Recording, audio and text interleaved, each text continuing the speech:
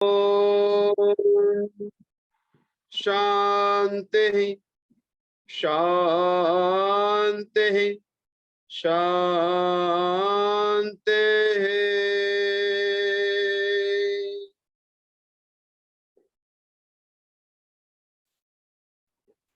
ओम नमस्ते। स्वागत है, स्वागत है। आज की सभा के इस सत्र के संयोजक श्री लखनलाल जी, माता कविता जी, जो बहुत अच्छा जिन्होंने भजन रखा। अगर मानव चाहे वो कर सकता है। मानव के पास परमात्मा की बात अगर कोई है तो वो मनुष्य है, और मनुष्य जो चाहे दुनिया में वो प्राप्त कर सकता है। तो माता जी ने बहुत अच्छा भजन रखा, उनका बहुत बहुत धन्यवाद है। और आप सभी जो इस देश की, इस राष्ट्र की धरोहर संपत्ति, सभी आर्य सज्जन, सभी साधक गण, माताओं बहनों, आज आप सबके सामने पुनः तीसरी बार उपस्थित होने का अवसर, सौभाग्य मुझे मिला है। मैं अपने आप को सौभाग्य मानता हूँ कि मैं एक छोटे से शहर में, हरिद्वार में बैठा हूँ, और यहाँ से मुझे पूना के लोग, मुझे उत्तर प्रदेश लखनलाल जी के द्वारा पूरे भारतवर्ष में लोगों को ये एक पुण्य का अवसर मिल रहा है, एक दूसरे के दर्शन करने का समय मिल रहा है। आप सबका बहुत बहुत धन्यवाद है। मैं अपने विषय पे आते हुए थोड़ा सा प्रकृति को लेके आता हूँ, फिर अपनी चर्चा करूंगा। सभी को नमस्ते है मेरा। जो हम प्रकृति की बात कर रहे थे, कल भी चर्चा कर रहे थे, क्योंकि कहीं ना कहीं हम देखते हैं कि हमारे जीवन की विशेष भूमिका कहीं होती है तो वो प्रकृति के रूप में होती है। और जिस प्रकृति से मुझे ये शरीर मिला है, और पहले भी प्रकृति से ही शरीर मिला था, इस जन्म में और पूर्व जन्म में मेरी कहानी शुरू हो चुकी है। ध्यान से सुनिएगा, बाद में प्रश्न उत्तर अगर आपके होंगे तो उनका उत्तर देने की कोशिश करूंगा। शरीर व्यक्ति को मिलता है, शरीर मिलने का कारण व्यक्ति के अंदर बहुत सारे कारण हो सकते हैं। वैसे दर्शन भी कहता है ना, कारणाभावत कार्याभावत। अगर कोई कारण का अभाव है तो कार्य का अभाव हो जाएगा।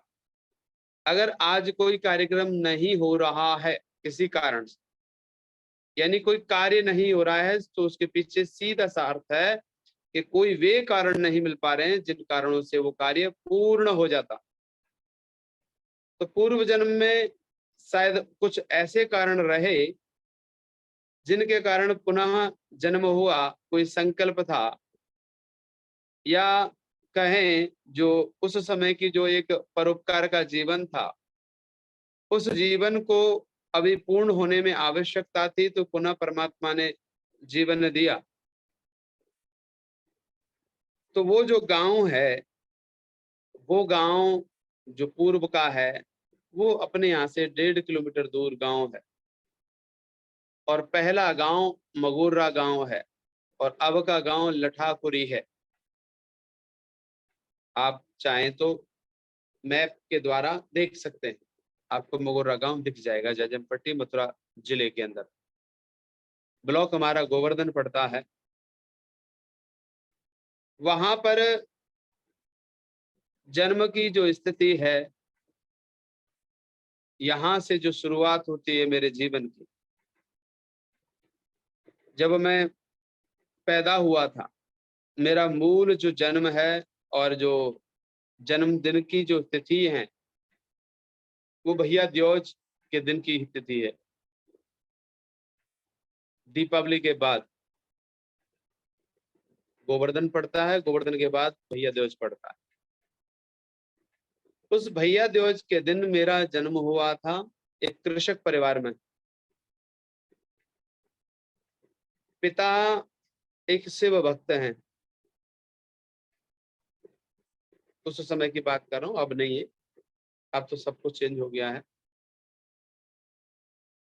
उस समय मेरे पिता बड़े अध्यात्म, दुर्गा आदि के और शिव के सबसे ज्यादा थे, तो मंदिर आदि की पूजा पाठ करना उन्हीं का था। हमारे परिवार में पहले से ही थोड़ा ब्राह्मणत्व यानी अध्यात्म से जुड़े हुए संस्कार पिता के थे। वहां मेरा जन्म हुआ, 3 वर्ष का हुआ। 3 वर्ष की उम्र में मुझे, जब मैं बोलना सीख चुका था अच्छी प्रकार से, तो मैंने अपने माता पिता को कहा कि मैं अपने बच्चों के यहाँ जाऊंगा, मेरे बच्चे हैं, मुझे वहां जाना है। तो इन्होंने टालते रहे कि ऐसा कुछ नहीं होता है, डांटते रहे, मैं बोलता रहा। जब लगातार बोलता रहा तो दादी को बोला कि दादी ऐसी बात है। उन्होंने कहा तेरी शादी तो हुई नहीं है, तेरे बच्चे कहाँ से हो गए। जब मैंने बताया कि 3 बेटे एक बेटी है मेरी और मुझे जाना है, और जब मैंने नाम लिया कि मेरा राम भरोसे बग्गा मेरा नाम है, राम भरोसे मेरा बीच का लड़का है, जग्गो बड़ा लड़का है, रामवीर सबसे छोटा लड़का है, वहां जाना है, तो उन्होंने कहा कि वो तो बहुत बड़े हैं उम्र में और तू तो छोटा सा है। मैंने कहा नहीं, वो मेरे बच्चे हैं। तो नहीं माने, मना कर दिया गया। जब भी बात करूं तो दादी ऐसे ऐसे करके बहुत मारते थे, और ब्रज की भाषा में 1-2 गालियां हैं वो भी देती। तो एक दिन की बात है कि माँ को मेरे लिए कुछ सामान लेना था, और माँ मुझे लेके जा रही थी। तो दादी ने कहा कि इसे मत ले जाइए, कुमारों में चला जाएगा। तो माँ बोली कि नहीं जाएगा, कैसे चला जाएगा। बोले नहीं नहीं, ये चला जाएगा। माँ ने प्रॉमिस किया कि तू इसी शर्त पर चल सकता है मेरे साथ कि तू किसी से कुछ नहीं कहेगा, किसी बात पे किसी कोई आप तेरी बात नहीं है, तुझे मैं ले चल सकती हूँ। पहले आपको पता होगा ऐसे नाप करके वस्त्र लाया करते थे, सब लोग मार्केट नहीं जाते थे, चप्पल भी लाते थे, लकड़ी का तोड़ी और लकड़ी से पैर नापा और ले गए। बच्चों के भी इसी प्रकार से आया करते थे कपड़े। शायद लखनलाल जी के जीवन के तो साथ ये जीवन रहा होगा। तो उस समय जो वस्त्रों को नाप करके, और क्योंकि फीता आदि का भी बहुत ज्यादा वो विशेष नहीं था, पर अंगूठे इनसे प्लान से नापने का प्रयास कर लेते थे। तो मैं, दादी बोले कि इसके लिए तो यहीं से चले जा, यहाँ इसको नाप ले जा, कितनी ब्रांड का इसका कुर्ता आएगा, 4 अंगुर का है, और चप्पल आदि ले आना। माँ बोली मैं चला जाएगा, थोड़ा फिटनेस का आ जाएगा, ले जाते हैं। बोले ठीक है, तू मानेगी नहीं, ले जा। तो वहां से उस समय, क्योंकि पिताजी को शादी में साइकिल मिली हुई थी, साइकिल घड़ी रेडियो, मेरे पिताजी को उस समय शायद जगवार कहा करते थे, क्योंकि सबको साइकिल नहीं मिला करती थी। तो माँ को साइकिल आती थी चलाना। फिर बोली कि मैं चलो पैदल लेके चलते, तो पैदल लेके गई मुझे, लगभग 1.5 किलोमीटर है यहाँ से, 1600 मीटर है दूसरा गांव। रास्ते तो वैसे ही थे सब। पहुंचे गांव में। गांव में पहुंच करके मुझे सबसे पहले गधे दिखाई दिए। कुम्हार था, कुम्हारों का काम होता है गधे आदि रखना, मटके आदि बनाना, मिट्टी का काम करना, यही सारे काम होते हैं। तो गधे दिखे, मैंने कि ये गधे तो मेरे हैं। तो माँ ने मेरी तरफ देखा। मैं तुझे मना किया था ना कि इसका, मैंने कहा ठीक है आगे चलो। नहीं कहूंगा आप आगे, मैंने यहीं से लौट ले जाऊंगी आप। नहीं नहीं चलो। आगे गए। आगे जाकर के माँ ने सामान लिया मार्केट से, लगभग 6,000 की बोटिंग है उस गांव की, बड़ा गांव है, मार्केट है पूरी, वहीं का प्रधान बनता है। 8 गांवों की जो पंचायत है, उसी गांव का प्रधान बनता है। तो जब वहाँ माँ ले गई दिसंबर की दुकान, अब तो वो रहा भी नहीं, दुकान भी नहीं रही, वो टूट फाट गई सब।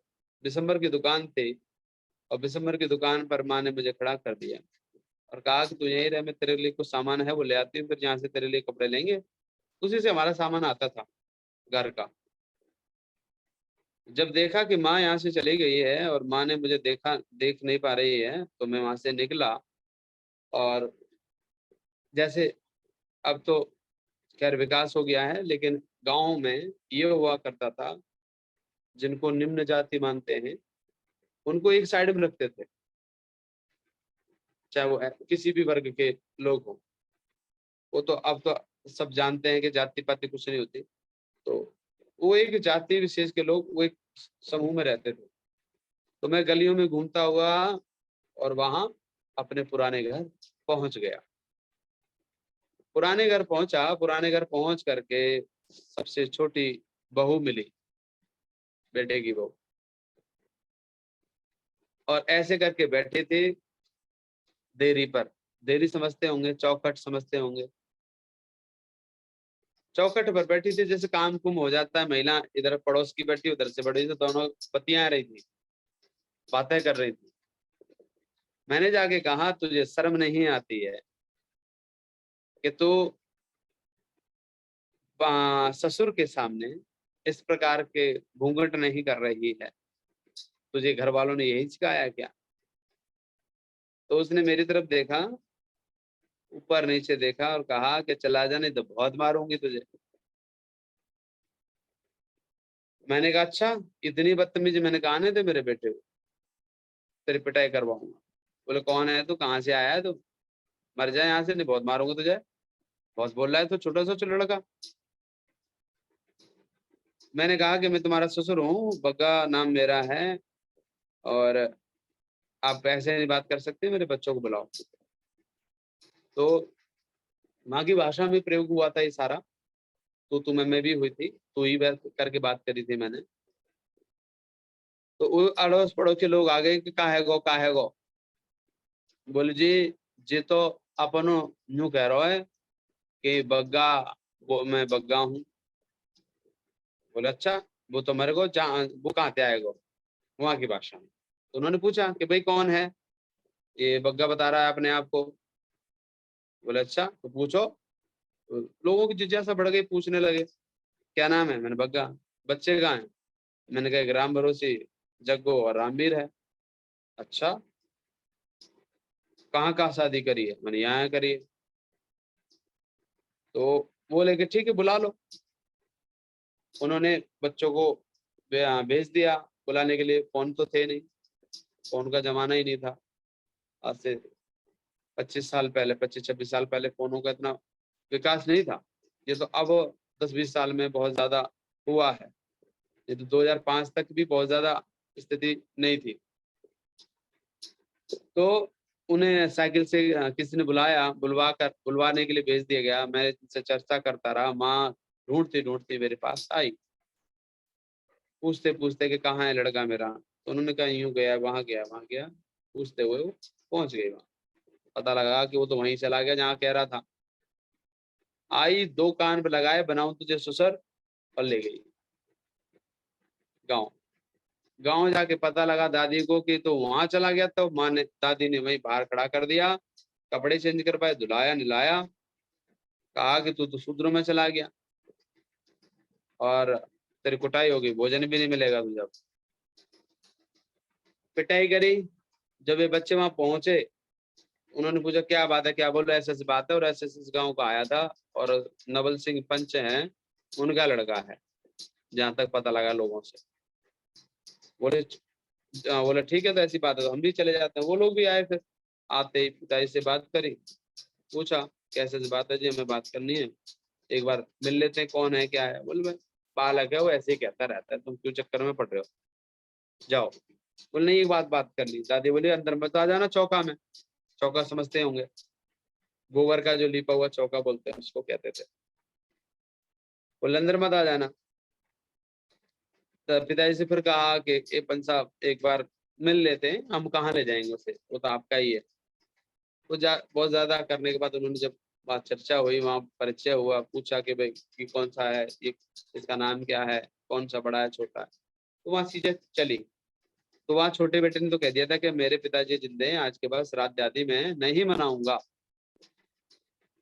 श्राद्ध आदि नहीं मनाऊंगा। बड़ा बेटा बोला कि मैं अभी संतुष्ट नहीं हूँ, मैं नहीं मान रहा अभी पूर्ण रूप से, मैं अभी और चर्चा करना चाहता हूँ। ठीक है, तो वो लगभग 6-7 महीने ये चर्चाएं चली, आना जाना पूछना, जो व्यक्तिगत चीजें, जो थाने में घटनाएं घटी थी। एक थानेदार मुझे गलती से उठा ले गया था और मेरी कुटाई भी कर दी थी रात को। पता लगा सुबह, देखा कि भाई ये तो गलत आदमी को उठा लाया। कह रहे बाबा जी सॉरी। भले आदमी सॉरी कह रहा है, पीट ले पहले, फिर बाद में सॉरी कह रहा है। फिर उसके बाद उस थानेदार को भी बुलाया गया, वो कह रहा कि दादा अब तो छोड़ दे पीछा, और क्या अब भी ना छोड़ेगा। तो इस प्रकार की बातें होती रही। उसके बाद ये 7-8 महीने के बाद बड़े बेटे ने भी कह दिया कि मेरे दादा जिंदे हैं, आज के बाद हम लोग श्राद्ध आदि नहीं मनाएंगे, और गंगा जी भी नहाने जब जाना है तो दादाजी को लेके जाए। ठीक है, उसके बाद पोतों की शादी हुई, उनके लिए गया। उसके बाद क्या नाम है, बच्चा पोतों की पर पोतों की शादी हुई, उनमें भी गया। और पुत्र वधुओं के लिए अंगूठियां दे के आया सबको।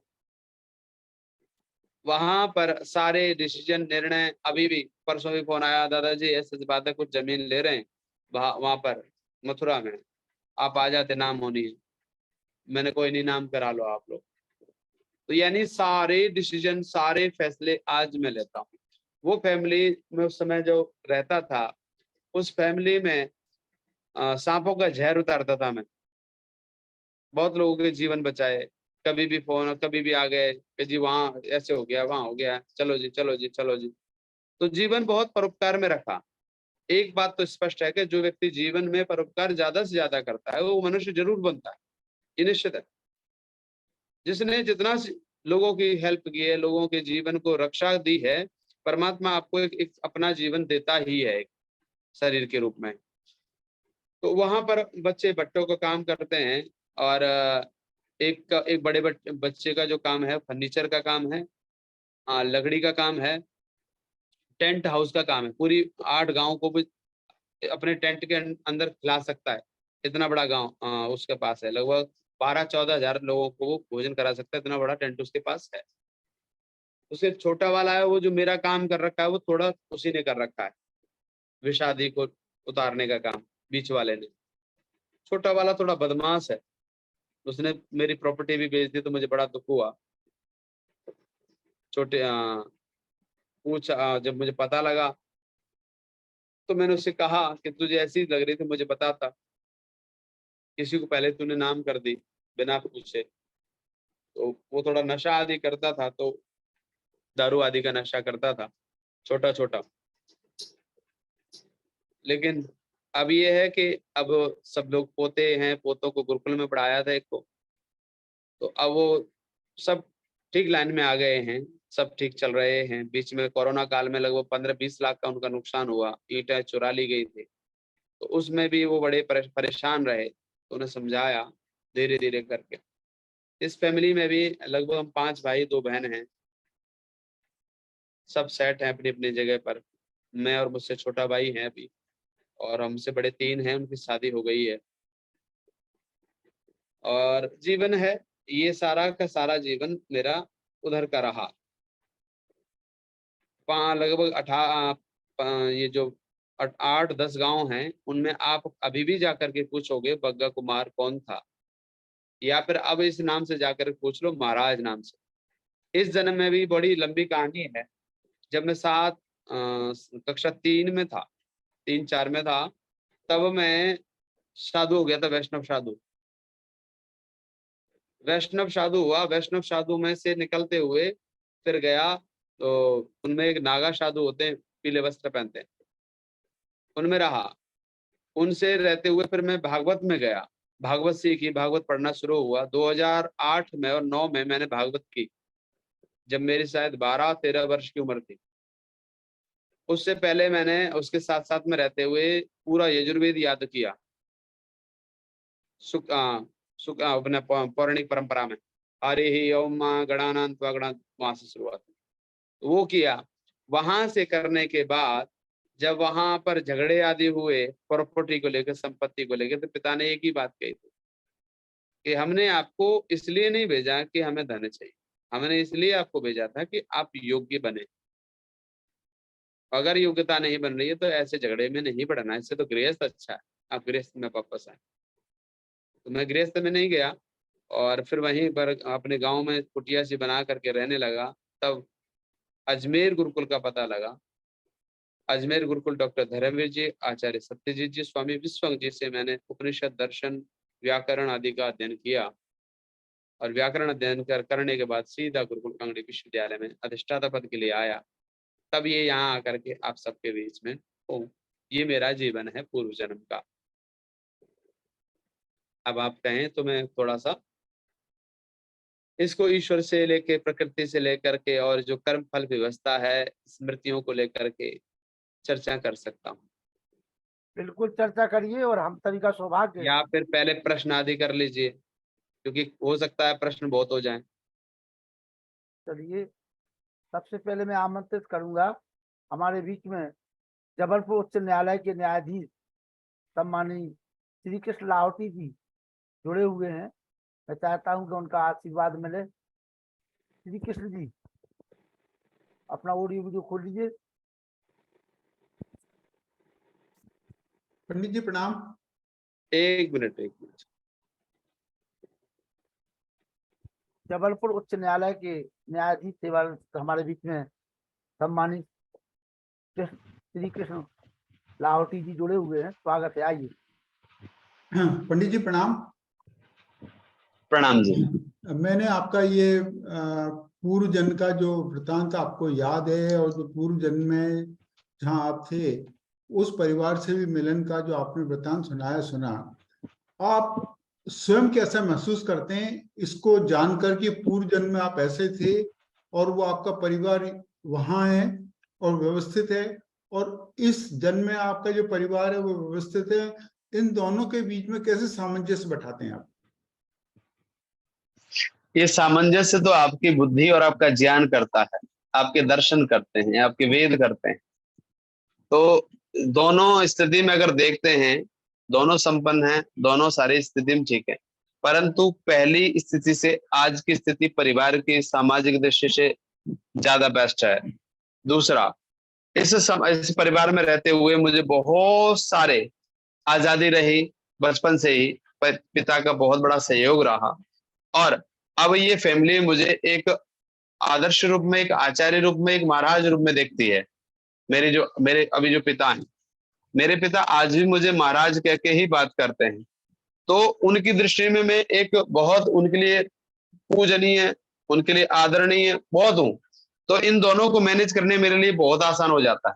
क्यों? क्योंकि ये लोगों के, इन दोनों के अंदर श्रद्धा बहुत है, तो जो मैं बोल देता हूँ वो कर लेते हैं। परंतु इसके कारण मेरी बुद्धि का भी बहुत ह्रास होता है। मैं बहुत मेंटली परेशान होता हूँ जब इनके साथ में कोई घटना घटती है, इनके साथ में कोई आर्थिक सहयोग या आर्थिक समस्या होती है, तो जब वो पुत्र वधुआं रोती है मुझसे फोन पर, तो फिर मेरा माइंड थोड़ा सा डिस्टर्ब होता है। तो ईश्वर ने जो एक रचना दी है कि याद नहीं रहना चाहिए, वो बहुत बढ़िया है, बहुत अच्छा है।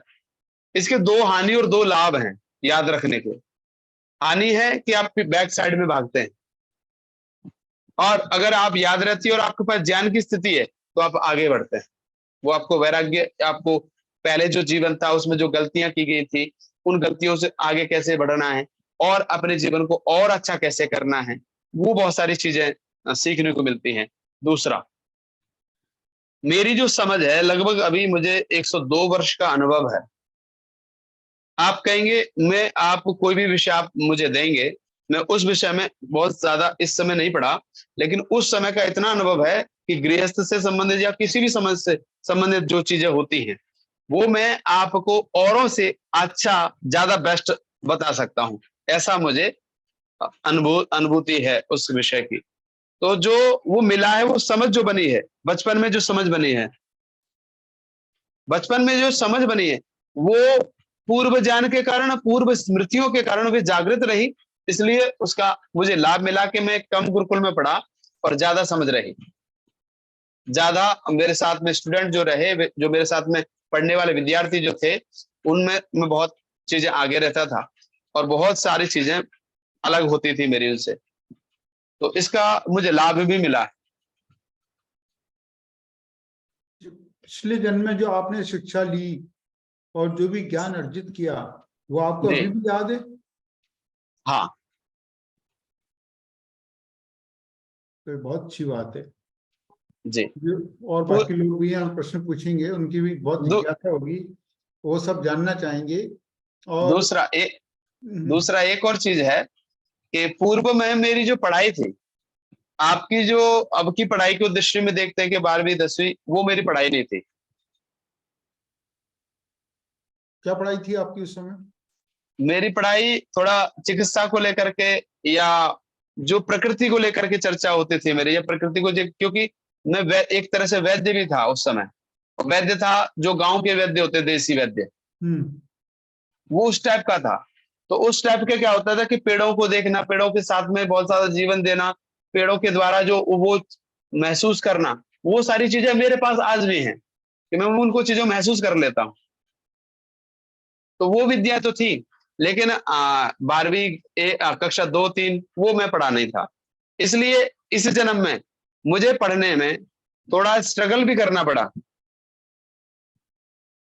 एक तो माहौल नहीं मिल पाया, भटकता रहा जीवन में, कभी पौराणिकों में गया, कभी वैष्णव में गया, कभी किसी और में गया, फिर अंत में भागवत में गया। लगभग 3 लगभग 4 5 लाख मैंने जप भी किया, अनुष्ठान।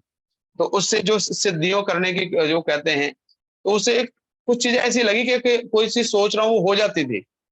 वो ऐसा तो होता था, लेकिन एजुकेशन के मामले में नहीं था। तो इस जन्म में बहुत ज्यादा स्ट्रगल करना पड़ा मुझे।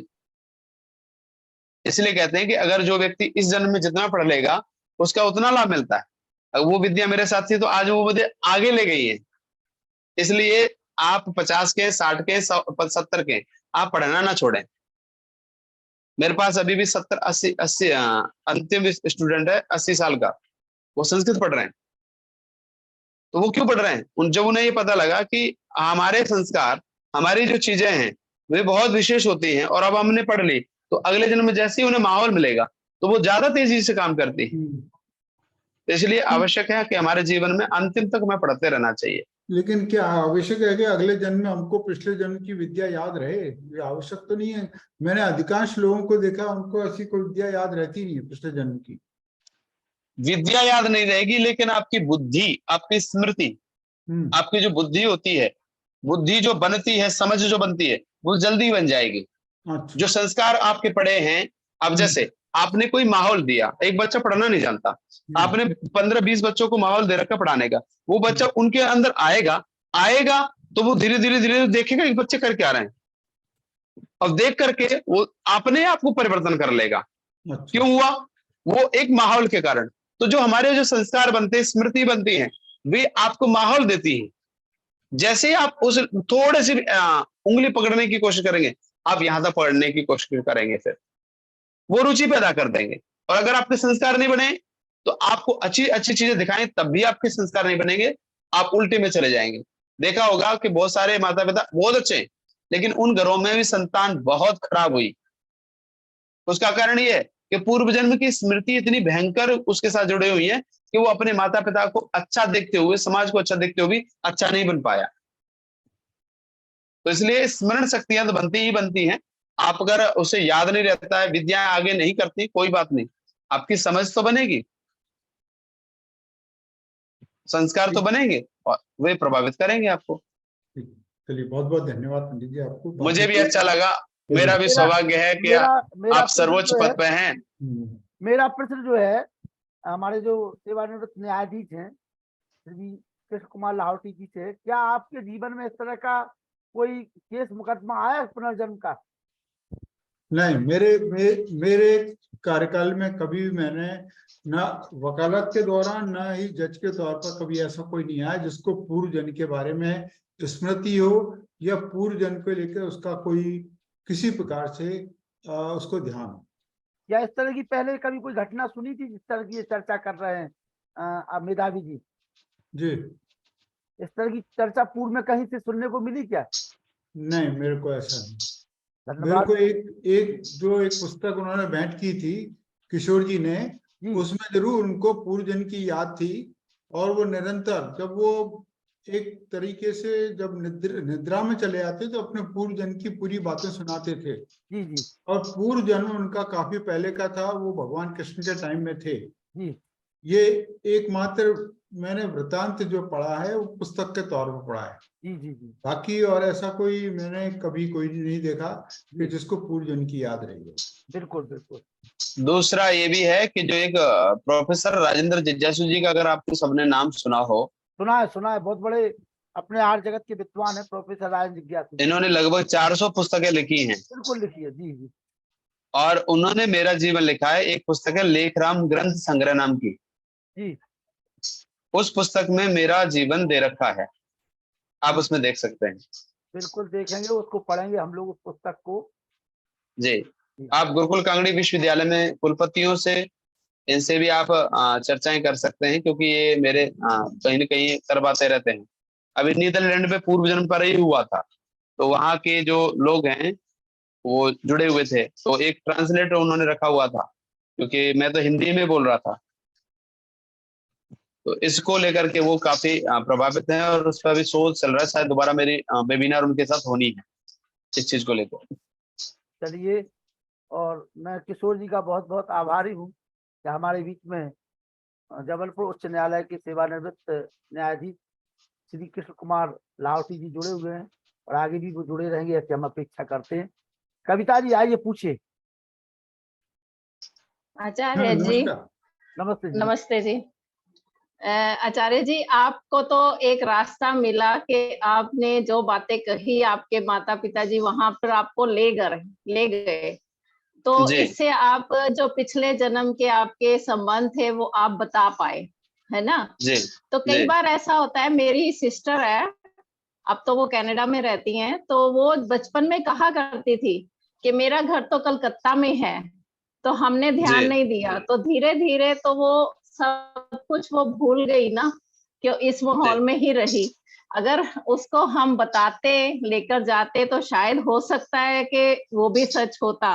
तो पुनर्जन्म को तो हम मानते हैं, पर उसके लिए आपको एक मतलब मिला रास्ता कि आपके माता पिताजी वहां ले गए, या आप जैसे भी मिले उनसे, पुराने अपने संबंधियों से, तो मुझे लगता है कि ये आपका सौभाग्य रहा कि आप मिल पाए। तो मेरी सिस्टर नहीं मिल पाई, वो कहती रहती थी कि कलकत्ता में है मेरा घर तो वहीं है, तो कुछ कुछ लेके जाना बातें चाहिए था। बताती थी, तो हम, हाँ वही ना, अब लगता है ऐसा कि वो हमने कुछ गलती की है। आ- चलिए, आचार्य जी, मेरी बेटी पूछ रही धन्यवाद है आप। कि मृत्यु किस प्रकार से हुई थी, मृत्यु। मृत्यु, जी, मेरी बेटी पूछ रही है कि फिर वो कैसे, किस प्रकार से मरे, मतलब क्या हुआ। अच्छा अच्छा अच्छा अच्छा, एक और बात बता दूं मैं आपको सबको, जो मृत्यु का और जन्म का जो समय है ना, वो लगभग 3 वर्ष की गैप है। अच्छा जी, अच्छा जी ठीक है। जी। और जो मृत्यु हुई थी वो लगभग 72-73 साल का था। 72 साल की उम्र, 73 साल की उम्र में। जी जी, जी उस उम्र में। और देखो, बिना रोग के तो व्यक्ति मरता नहीं, जी जी जी जी रोग तो आएंगे। जी जी तो उस समय ज्यादा कुछ नहीं था, पत्नी तो छोड़ के चली गई थी पहले ही 40 साल की उम्र में।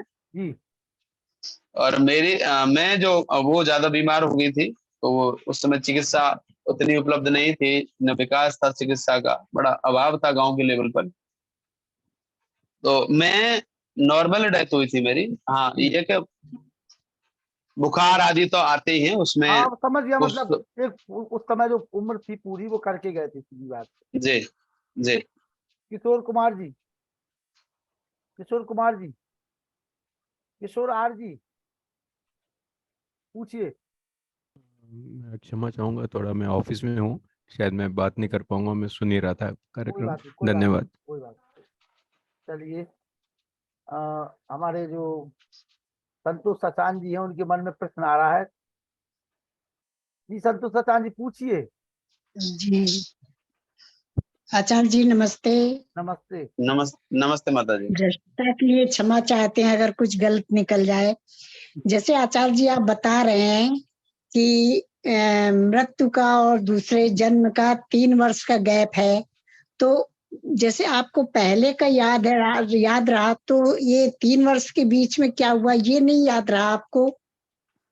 उसका एक कुछ भी? कारण है जो इसका एक कारण है जो मैं ढूंढ पाया, मैं भी इसमें ढूंढ रहा हूँ अभी।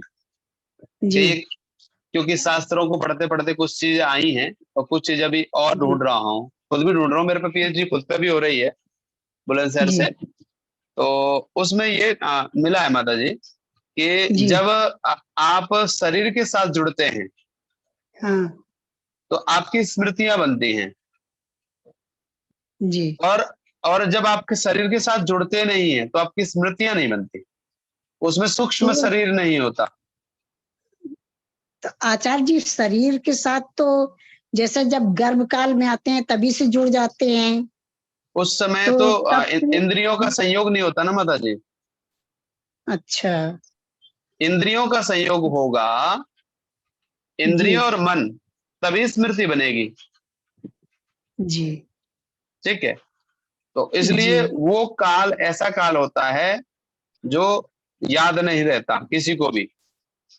और दूसरा जो अच्छा लोग कहते हैं ना एक और ब्रह्म बना हुआ है ना, कि यहाँ से सीधा स्वर्ग को लोग को गए, वो स्वर्ग तो कहीं नहीं होता है। लेकिन सबका ये बना रहता है कि कुछ लोग ये हाँ हमें पूछते हैं। मुझे बहुत प्रश्न आए, लगभग मेरे 4 इंटरव्यू हो चुके हैं।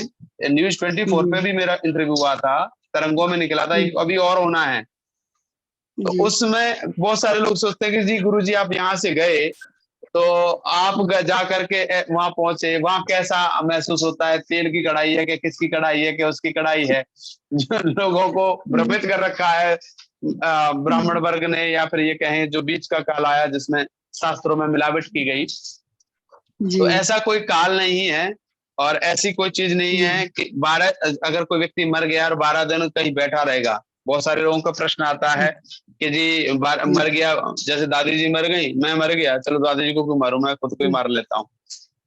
मैं मर गया और मैं उस पर बैठा हूँ पेड़ पर, ये लोग मेरे शरीर को ले जा रहे हैं, फूंक रहे हैं, ये लोग कर रहे हैं, मैं हंस रहा हूँ, रो रहा हूँ। तो ऐसी स्थिति नहीं होती है। 3-4 अवस्थाएं हैं जो जन्म की हैं, 3 पल में, 3 दिन में, 3 महीने में और 3 साल के अंदर अंदर हो जाना चाहिए। 3 साल के बाद की स्थिति अगर होगी तो समझ लो फिर वो मुक्ति की अवस्था की तरफ जा रहा है। आचार्य जी कहते हैं कि 84 लाख योनियों में भटकने के बाद तब मतलब मानव जन्म मिलता है, तो ऐसा इस नहीं, 3 हाँ ऐसा नहीं है माता जी।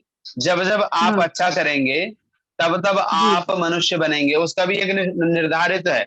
आपको बता दो, मनुस्मृति जी में भी अगर पढ़ेंगे तो मनुस्मृति में कुछ चीजें मिल जाएंगी, और दूसरी चीजें योग दर्शन के और दर्शनों के माध्यम से आपको चीजें प्राप्त हो जाएंगी। उसमें यह है कि जो 50-50 जो होता है ना, 50 और 50 बुरे और अच्छे, उस पर भी व्यक्ति को मनुष्य का जन्म मिलता है। पर अच्छा उस पर शर्त आ गई। शर्त ये है कि उसका शरीर ऐसा नहीं होगा जैसा आप सब और मुझे मिला हुआ है।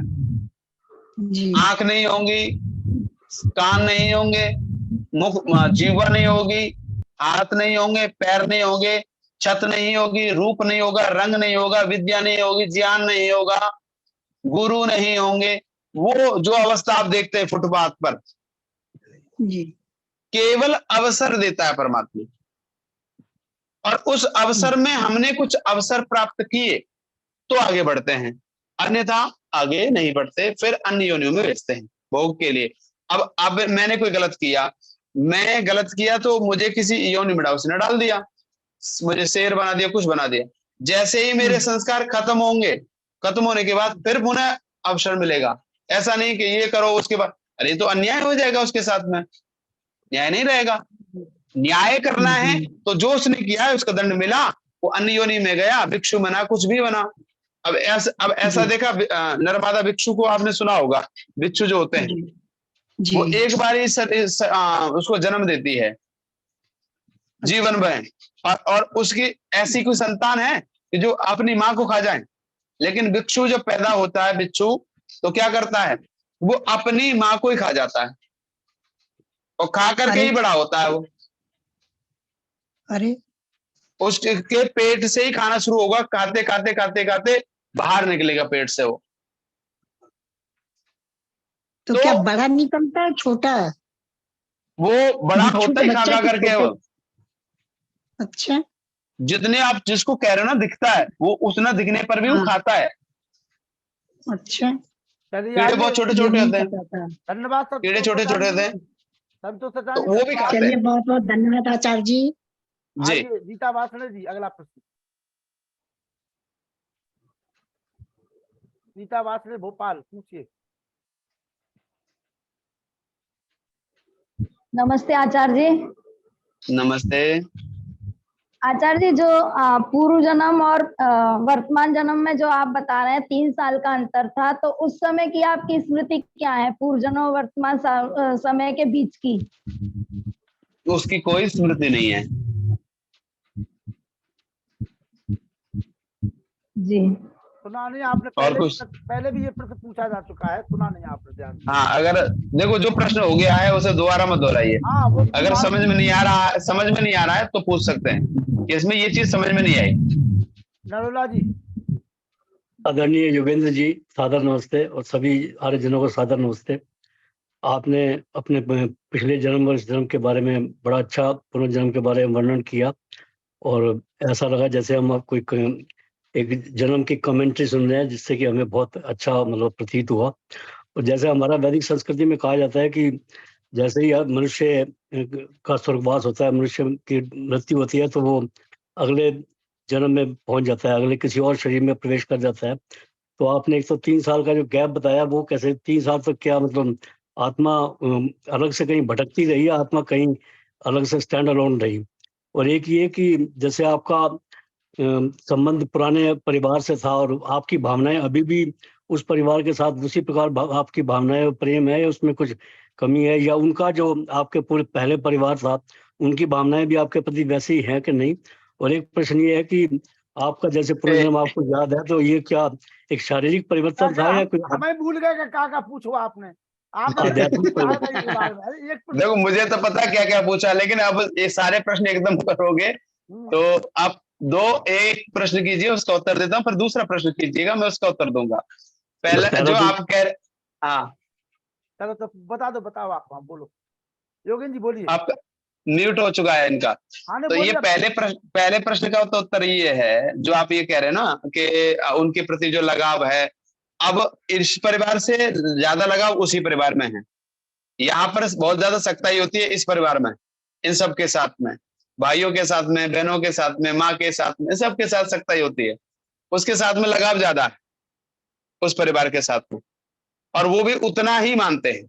यहाँ के अभी हरिद्वार से हमारे एक आर्य समाज के मंत्री हैं मदन जी, वो गए थे यहाँ से, एक प्रोफेसर है वो भी गए थे, तो उन्होंने कुछ भेंट आदि दिया था।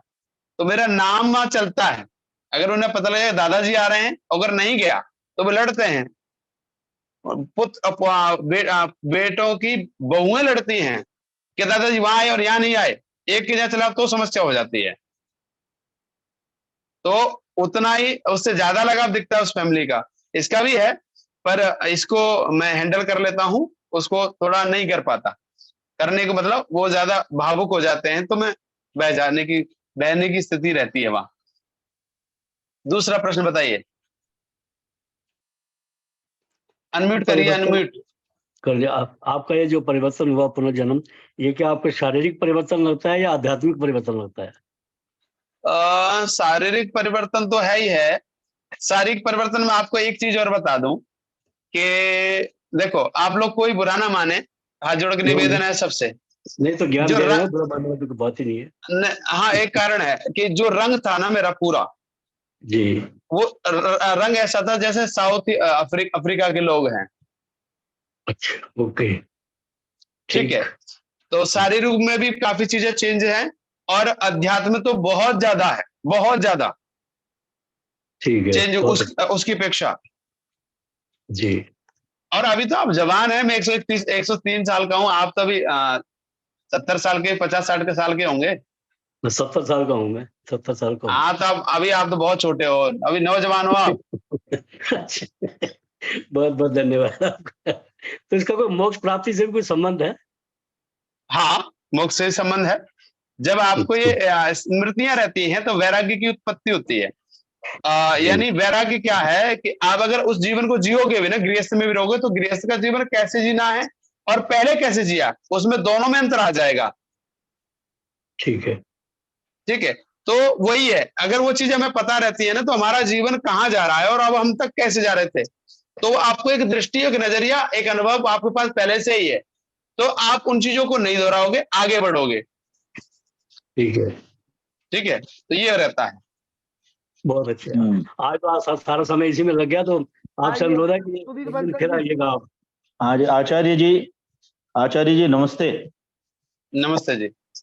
हाँ आचार्य योगेंद्र जी, मैं जी। तो पिछले 10-15 मिनट से अपने, क्योंकि इन्होंने कंट्रोल अपने हाथ में अरे रख रखा है आप म्यूट और प्रश्न अनम्यूट पूछिए, का। आप प्रश्न पूछिए ना, प्रश्न पूछिए। हाँ, अरे प्रश्न पूछ रहा हूँ। जी। 1 मिनट भूमिका के लिए मुझे भी समय दे दिया करिए कभी कभी, ऐसी क्या चलो बात दे है? दो, कोई बात नहीं, बोलिए बोलिए। हाँ, तो आचार्य जी, एक तो आपका सबसे बड़ी बात यह है कि यदि ये शब्द मैं आज आपको बोल रहा हूँ आचार्य, तो आप ट्रू मैनर में वाकई आचार्य हैं, इसमें कोई दो राय नहीं। ये आचार्य की उपाधि तो बहुत बड़ी है, तो आपको इतना अनुभव जो है आपको आचार्यत्व प्रदान कर रहा है। अब मैं सीधे सीधे प्रश्न पर आता हूं, जैसे हमारे आदरणीय लखनलाल जी बोल रहे हैं। वैसे तो 15 मिनट से जो मैं सुन रहा हूँ माता संतोष जी का और ये नरूला साहब का, और बीच में और भी क्वेश्चन थे, तो करीब करीब सभी प्रश्नों के जो मेरे जेहन में थे वो जवाब मिल गए हैं। तथापि एक क्वेश्चन जो है वो अभी भी बना हुआ है कि ब्रह्म यज्ञ में, अब ये बड़ा आध्यात्मिक क्वेश्चन कर रहा हूं जिसका जवाब चाहिए मेरे को, क्योंकि ये बड़ा एक रहस्यमय गूढ़ विषय है कि ब्रह्म यज्ञ में जो समर्पण मंत्र है उसमें ईश्वर दयानिधे भवत कृपया अनेन जपोपासनादि कर्मणा, और अंत में धर्म अर्थ काम और मोक्ष की जो सिद्धि होती है उसकी सिद्धता के बारे में इस पुनर्जन्म सिद्धांत को आप किस दृष्टि से देखते हैं? पहला प्रश्न ये है। इसके जवाब के बाद मैं दूसरा व्यक्तिगत भौतिक क्वेश्चन पूछूंगा, यदि समय मिला तो इसका जवाब दीजिए। यह आपका अनुभव बहुत बड़ा होगा। क्या मोक्ष की सिद्धि संभव है? देखो, मोक्ष की सिद्धि जितने भी आप कार्य करते हैं, चाहे वो ज्ञान के स्तर पे करते हैं, शिक्षा के क्षेत्र में करते हैं, परोपकार के क्षेत्र में करते हैं, ये जितने भी कार्य कर रहे हैं वो मोक्ष की ही तरफ ले जा रहे हैं। लेकिन जब अगर आपको स्मृति रहती है, स्मृति रहती है, तो आप कुछ अलग करना चाहते हैं, अलग बनना चाहते हैं, समाज से अलग होना चाहते हैं। अलग होने का मतलब है कि आपका जो जीवन का तरीका, जीवन में सारी चीजें वे नहीं होंगी जो और लोग कर रहे हैं। तो वे जब आपके जीवन में अलग होंगी तो आपको मुक्ति और मुक्ति की तरफ ले जाने का ही काम कर रही हैं। नहीं, एक सेकंड कृपया। ये जो आप उत्तर दे रहे हैं या समाधान कर रहे हैं, ये तो कई आचार्य और विद्वान लोग कर रहे हैं। मैं आपके अनुभव के आधार पर पूछ रहा हूँ, क्या आपको ऐसी अनुभूति कभी हुई? अनुभूति का अर्थ है कि आप ये सोच रहे हैं कि ऐसे मुक्ति आपको हो जाएगी, ऐसा? हाँ, क्योंकि आपने एक, देखिए, अब वो जो क्वेश्चन है वो इसके साथ में जो है वो संपन्न होगा कि मेरे को पहले पता नहीं था कि आपने जो है पहला शरीर जो आपका था वो पार्थिव हुआ था, वो किस उम्र में हुआ था। पता लगा 72-73 साल की उम्र में आपको वो जो है शरीर आपने छोड़ा था। तो ये सर्व जो है वो सार्वभौमिक वैदिक सिद्धांत है कि आत्मा को निवास के लिए एक शरीर रूपी कवच की आवश्यकता होती है। इसको आप मानते हैं? बिल्कुल, चाहे किसी भी जीव के, ठीक है ना? तो वैदिक सिद्धांत और विवेचन अनुसार, और क्या पूर्व जन्मों की स्मृतियां जो है वो पूर्व परिवार को लेकर आपको क्या परेशानियां पैदा कर रही हैं, या उसमें आपको आनंद आ रहा है? यदि हाँ या नहीं, तो आप कैसे इस संतुलन को बनाए रख रहे हैं?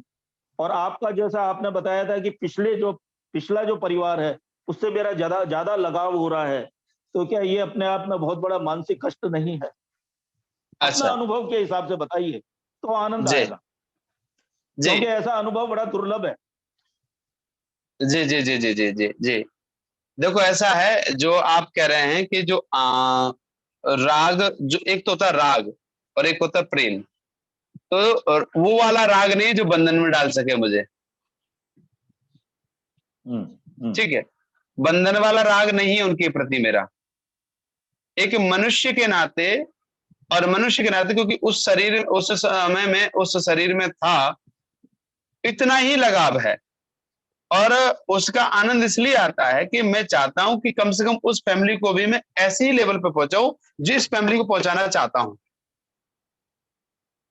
नहीं, पर ठीक है। आपकी जो बहुएं हैं आपकी इस उम्र में, आप बिल्कुल हाँ। प्राइम और यंग एज में हैं, जब आपको हाँ। वो आपके बहुएं या आपके जो बच्चे या पोते पड़पोते दादा बोलते हैं, तो आपको बड़ा अजीब सा नहीं लगता?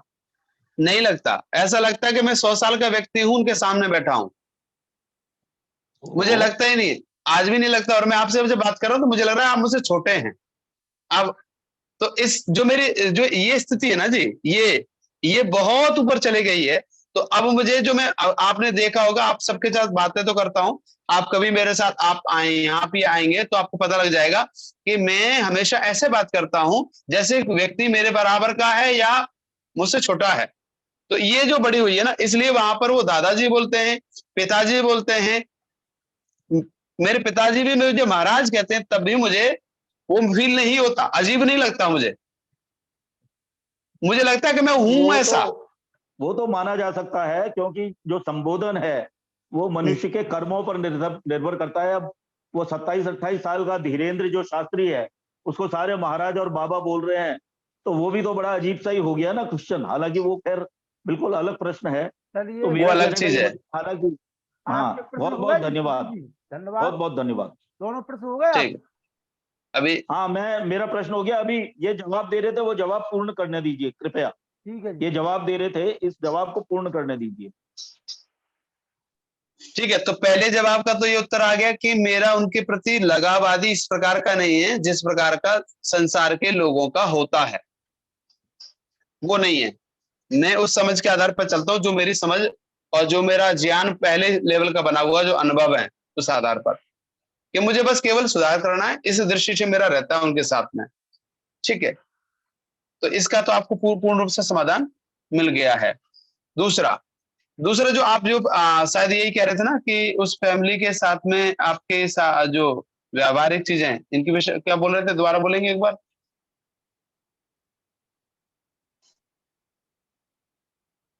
हाँ जी, वो मैं ये बोल रहा था कि क्या ये संतुलन जो है वो आप बनाए रखते हैं, इसमें आपको अच्छा। मानसिक कष्ट रहता है या आनंद की अनुभूति होती है?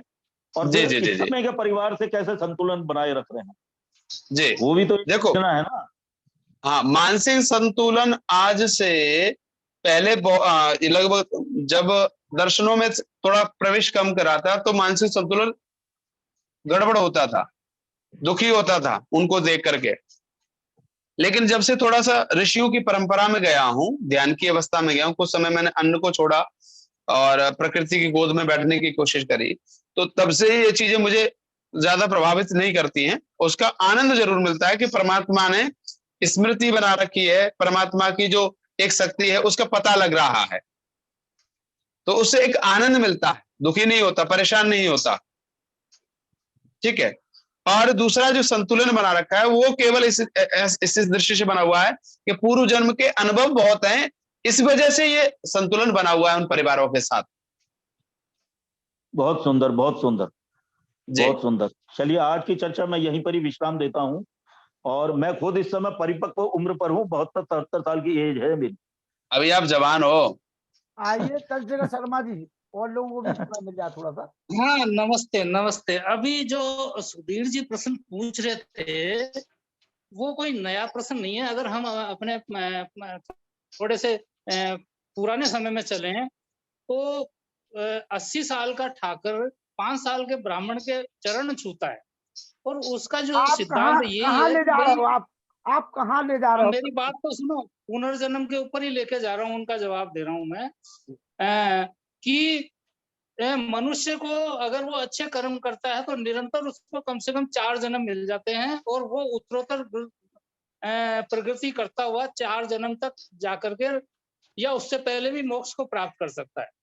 ठीक है ना। जैसे अभी उदाहरण है कि ये जो है अभी क्षत्रिय परिवार में है, और हो सकता है इनकी इसी आयु में मोक्ष हो जाए, इसी जन्म में, या हो सकता है इनका कुछ अगर संस्कार बाकी रहे कर्मों का तो इनको एक मनुष्य जीवन और मिले और वो ब्राह्मण शरीर के अंदर उनको मिलेगा। इसको अदरवाइज मत लेना, मैं बहुत सोच समझ करके और मेरे अनुभव से कह रहा हूँ, क्योंकि पहले मैं भी वर्ण व्यवस्था को मानता था, लेकिन ये जन्म वाले शरीर की व्यवस्था को नहीं मानता था।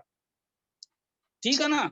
तो ये आप चाहें तो अगर रामायण के उत्तरकांड में पढ़ना, काकभूषुंडी जी ने अपना वो बताया है कि भाई मुझे किस प्रकार से ये मिला, ये जो है ज्ञान प्राप्त हुआ। तो पूर्व जन्म के जो संस्कार हैं उनकी स्मृति रहती है, और अगर हम प्रयास करना चाहें तो आगे हमें उच्च वर्ण में जन्म मिलता है। मतलब उच्च वर्ण का मतलब ये कि जो आपका पहले प्रश्न से हो अच्छे गया? सुशील वाले समान उसमें परिवार में जन्म मिलता है, ताकि हम अपनी उत्तरोत्तर ज्ञान की वृद्धि कर सके और मनुष्य जीवन का जो परम लक्ष्य है मोक्ष की ओर बढ़ सके। ये मेरा जन्मना मानना है। जायते शूद्र, जन्म से सभी व्यक्ति शूद्र होते हैं, और व्यक्ति कर्म के आधार पर ही व्यक्ति ब्राह्मण, क्षत्रिय, वैश्य, शूद्र होता है। दूसरा, जब आप इस कैटेगरी को यहां से देखेंगे ना, यहां से माइंड से, तब ये चीजें समझ में आएंगी। ना आप वर्ण पे जाइए, ना आप जाति पे जाइए, किसी पे जाइए ही मत, आप केवल इसको देखिए। जाति तो मनुष्य एक ही है, वर्णों की बात है अपने यहाँ। हाँ, नहीं, जाति का अर्थ, जाति का अर्थ जो लोगों ने लिया है ना, उस जाति की कह रहा हूं। मुझे भी पता है मनुष्य एक जाति है, पशु एक जाति है, ये मुझे पता है। परंतु जो स्थिति है ना, जो मुक्ति की अवस्था की स्थिति, वो ये है। और इसके अलावा कोई स्थिति नहीं है किसी की भी। मुक्ति तो अवस्था में भी पहुंचना है जी। पूर्व जन्म के संस्कार आपको इस जन्म में सहयोग दे रहे हैं प्रगति करने के लिए, आध्यात्मिक उन्नति भी और सांसारिक उन्नति भी, है ना? जी, दोनों ही कर रहे हैं। हम पुराने महापुरुषों का जीवन पढ़े हैं तो जैसे ध्रुव है या प्रहलाद है ना? प्रहलाद का तो है ही पूर्व जन्म का संस्कार, तो वो हिरण्यकश्यप के वंश में भी आकर के और भगवान का भक्त बना। ऐसे ही ध्रुव जो है वो भी 5 वर्ष की अवस्था में, शंकराचार्य जी 5 वर्ष या 8 वर्ष की अवस्था में उन्होंने संन्यास ले लिया। दयानंद जी के संस्कार थे तो उन्होंने भी अपना जो है समय आने के ऊपर। जी धन्यवाद। अवध बिहारी तिवारी जी, अवध बिहारी तिवारी जी, चलिए, हाँ आइए पूछिए। नमस्ते। नमस्ते जी, नमस्ते जी। नमस्ते। वैसे ये पूछना चाहते हैं, जैसे पिछले जन्म में अपनी पढ़ाई नहीं हो पाई तो इस जन्म में भी नहीं पढ़ पाएंगे क्या? ऐसा है, अगर पिछले जन्म में आप नहीं पढ़ पाए कोई बात नहीं, लेकिन आपको पुरुषार्थ करने का अधिकार परमात्मा ने दिया है ना। आपको बहुत सारी, देखो, बहुत सारी चीज लोगों को विरासत में मिलती हैं, जन्म से मिलती हैं। धन भी मिलता है, यश भी मिलता है, नाम मिलता है, सब मिल जाता है। लेकिन कुछ लोग ऐसे होते हैं जिनको न धन मिलता है, न नाम मिलता है, वे यही पैदा होते हैं और यही पैदा होकर के अपना वर्चस्व बढ़ाते हैं। वो किस आधार पर बढ़ता है? पुरुषार्थ के आधार पर। अगर मैं उस समय नहीं पढ़ पाया तो क्या मैं इस बार नहीं पढ़ा, और हो सकता है मैं उससे ज्यादा पढ़ा। बीच में ऐसे लोगों की भी ऐसी घटना आई है जो अभी कह रहे थे अपने चंद्रशेखर जी। मैं आपको बता दूं कि जब मैं शुरू में पढ़ने के लिए गुरुकुल में रमण रेती में गया तो ब्राह्मण वर्ग ने मुझे ये कहा कि आप ब्राह्मण नहीं है इसलिए पढ़ नहीं सकते।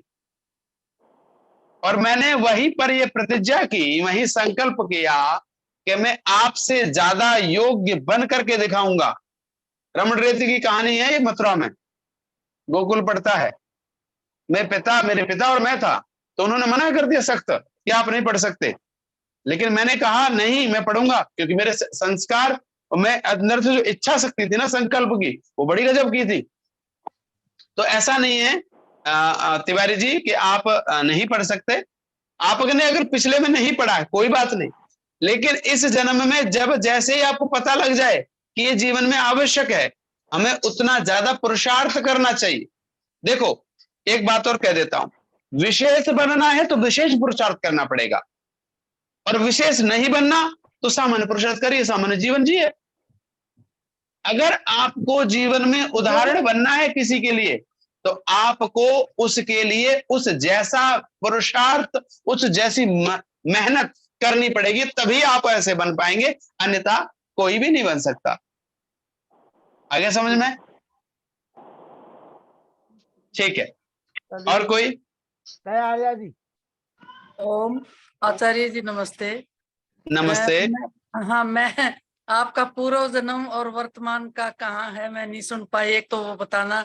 दूसरा उदाहरण मेरे गांव का ये है, मैं लाडोत गांव से हूँ, लाडोत गुरुकुल जहाँ है, तो हमारे यहाँ एक सैनी परिवार में बच्चा था, उसकी एक्सीडेंट में मृत्यु हो गई थी, तो वो अब रोहतक रह रहे हैं, उसी साथ में मकड़ोली गांव है, वहां पर उसका जन्म हो गया, और उसको पूर्व संस्कार याद आए तो अपने परिवार को लेकर के गया, अपनी पत्नी बच्चों को पहचान लिया, लेकिन जो जो बड़ा होता गया यहाँ माइंड पर असर पड़ता चला गया, घर वालों ने उसको वहीं पर रोक दिया क्योंकि वो बीमार रहने लगा।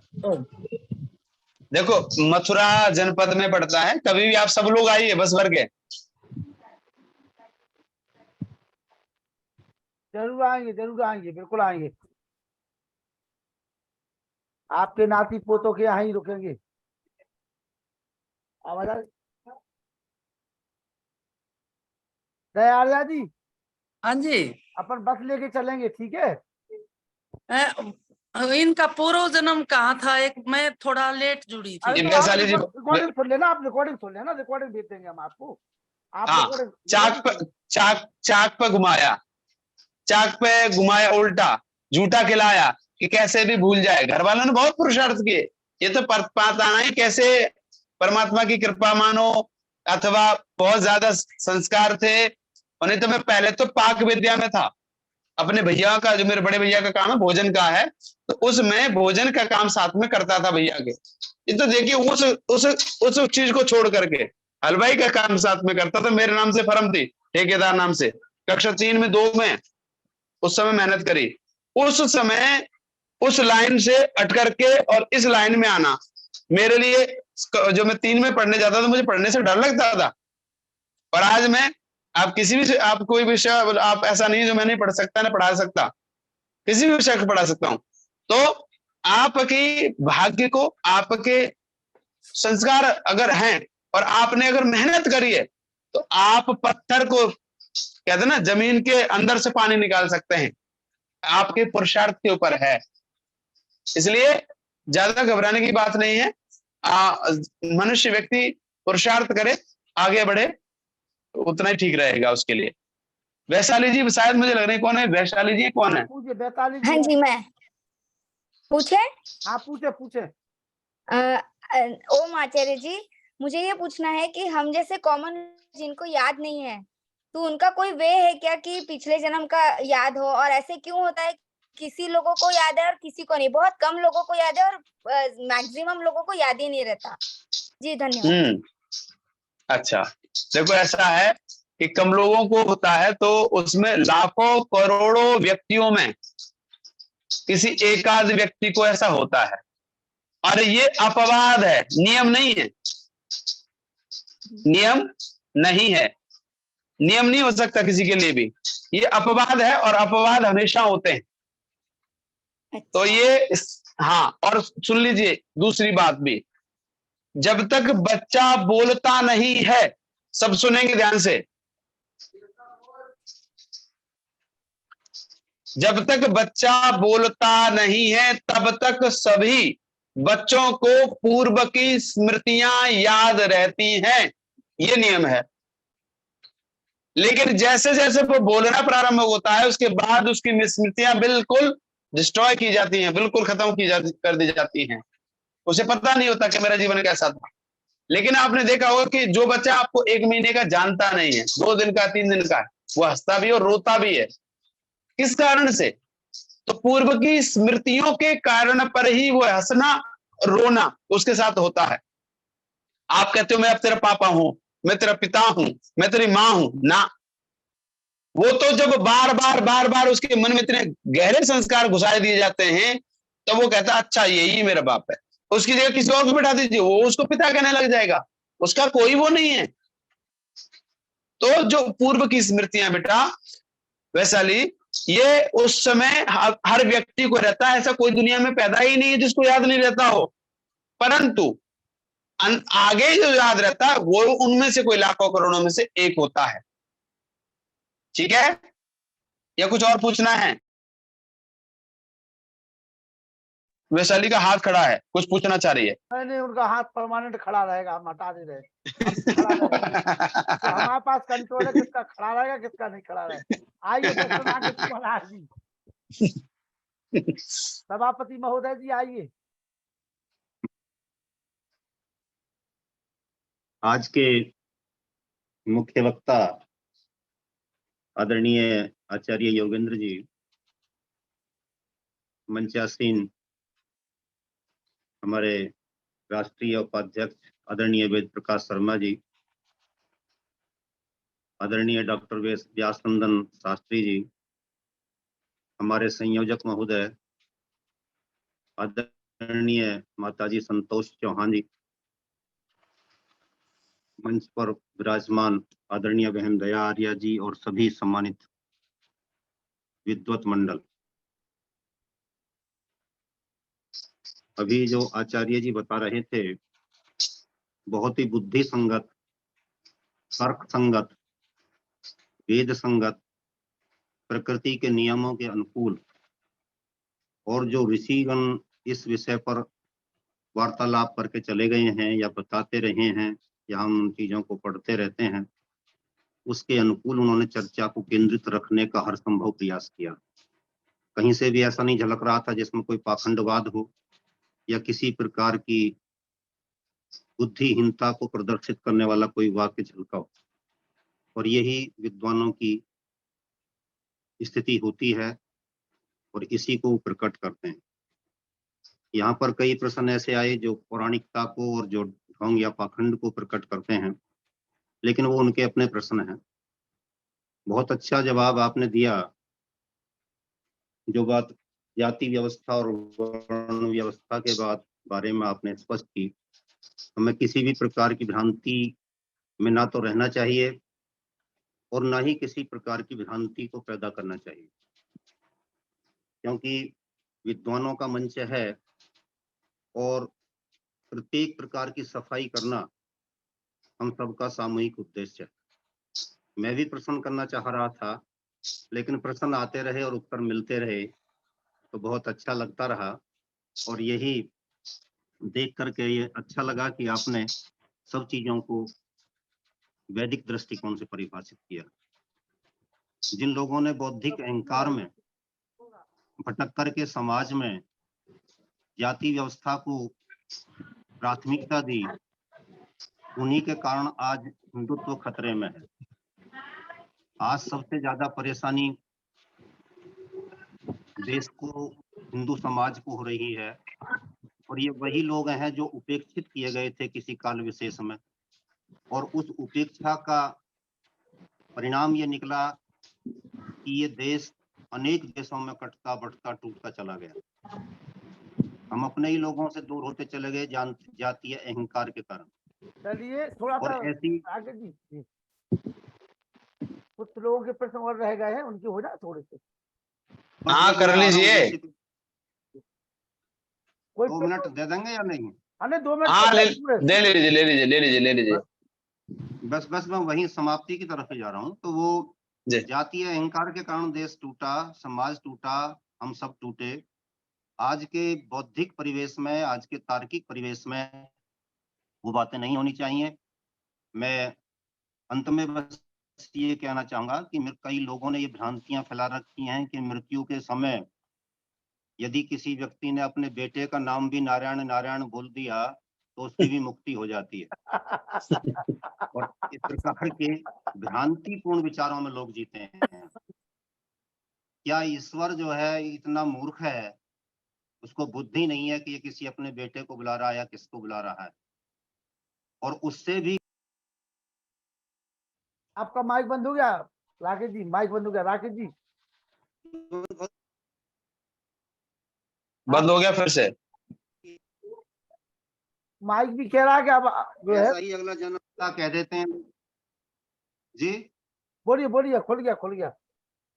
तो कहने का अभिप्राय है कि इन भ्रांतियों से हमको दूर रहना चाहिए, और आपने जिस प्रकार से पूर्व जन्मों के संस्कारों के आधार पर वाली टूटी थी, उसी स्थिति में आगे को यहाँ से बढ़ना आरंभ कर दिया, ये बिल्कुल सत्य है। और ये इस तरीके से सत्य है कि जैसे आपने पानी के प्रवाह को आते हुए देखा और आगे पानी कहीं टिका हुआ था, रुका हुआ था, उसमें वो पीछे से आने वाला पानी जैसे ही झटका मारता है, अगले वाला पानी आगे को बह चलता है।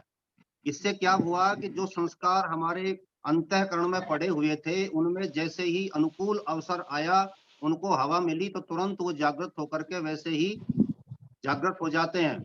इसी प्रकार से जैसे कोई बीज ऋतु के सही आने पर अपने आप उपज आता है, वैसे ही हमारे अंतःकरण में पड़े संस्कारों का ये परिणाम होता है।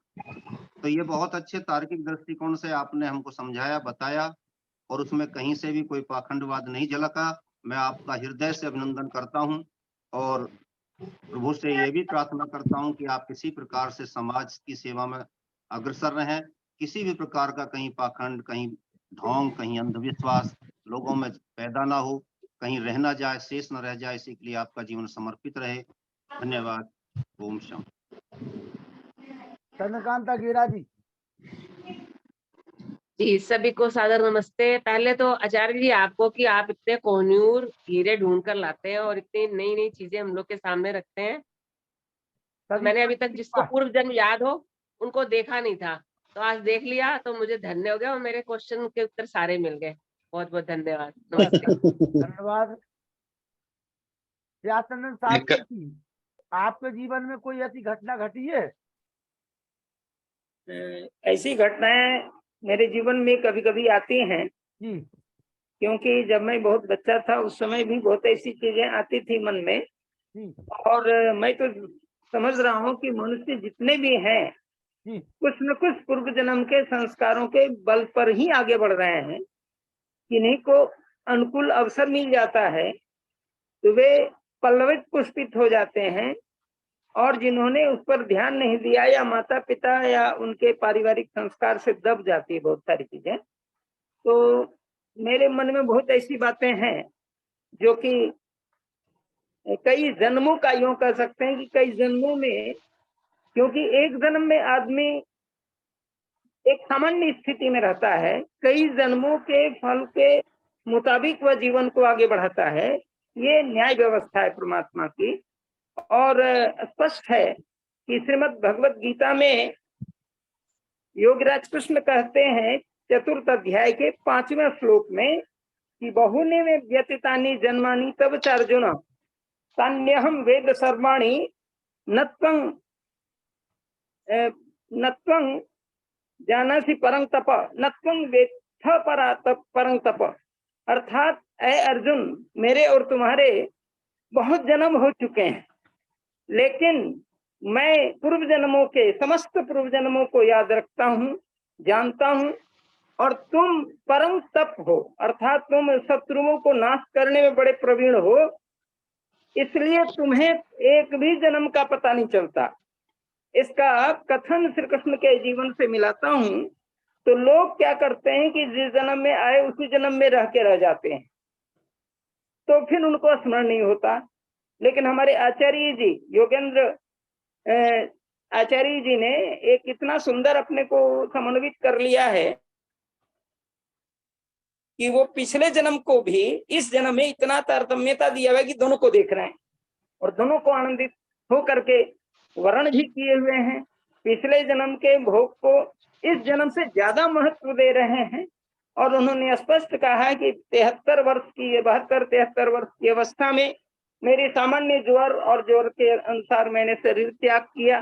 3 वर्ष तक बिल्कुल स्मृतिहीन रहा, लेकिन फिर जब शरीर धारण हुआ तो स्मृतियां भी ताजी हो गई। ये सारी चीजें स्पष्ट करती हैं कि प्रत्येक मनुष्य, और अभी जो बच्चे की बात कर रहे थे, सचमुच बच्चे में जो लोग छोटा बच्चा होता है वो उस समय बहुत सारी स्मृतियां बनी रहती है, लेकिन जो जो बड़ा होता है तो काल और परिवेश के आधार पर वो सारी चीजें दब जाती हैं। किन्हीं किन्हीं को, लाखों करोड़ों में एक किन्हीं का हो जाता। व्यासनंद शास्त्री जी धन्यवाद। घटित होती है और हम सब पूर्व जन्म को मानने वाले हैं सभी लोग, इसमें कोई दो मत नहीं है। बहुत बहुत धन्यवाद। आइए कविता जी, परिचय दे दीजिए कविता जी। देवांगना कुछ पूछना चाह रही है। नमस्ते पंडित जी। बोलो। देखो, मैं पहले तो अगर कोशिश करें तो आचार्य शब्द का ही प्रयोग करें। आचार्य सर, आचार्य जी। जी। तो मैं 27 वर्ष की हूँ और मैं अकेली रहती हूँ, मेरे माता पिता नहीं हैं। तो मैं बहुत शुरू से दबंग और स्ट्रांग रही हूँ, लाइक अ मैन, मतलब पुरुषों की तरह सारा काम करना, डट के हर परिस्थिति का सामना करना, कैसी भी हो। कोई चोर चपाट आ जाए तो 2 बजे 3 बजे तो भी लड़ पड़ना निडर होके। लेकिन कुछ लास्ट ईयर से लेकर अब तक कुछ ऐसी चीजें मेरे साथ घटित हुई है रियल लाइफ में मेरी पर्सनल, मैं इतनी ज्यादा सहम गई हूँ। और वो एक वर्ड आजकल बड़ा मार्केट में है ना, एंजाइटी और डिप्रेशन, उसकी बड़ी बुरी तरीके से शिकार हुई हूँ।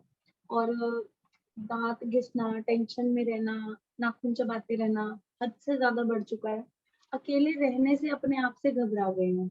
मतलब एक सेल्फ लव, एक सेल्फ केयर होता है एक लड़की के लिए कि सजना संवरना, अपना ध्यान देना, वो नहीं हो पा रहा। अब फटाफट, मैं बाय प्रोफेशन एक्टर रही हूँ इतने साल से, मैं बहुत सुंदर रही हूँ, बहुत ज्यादा।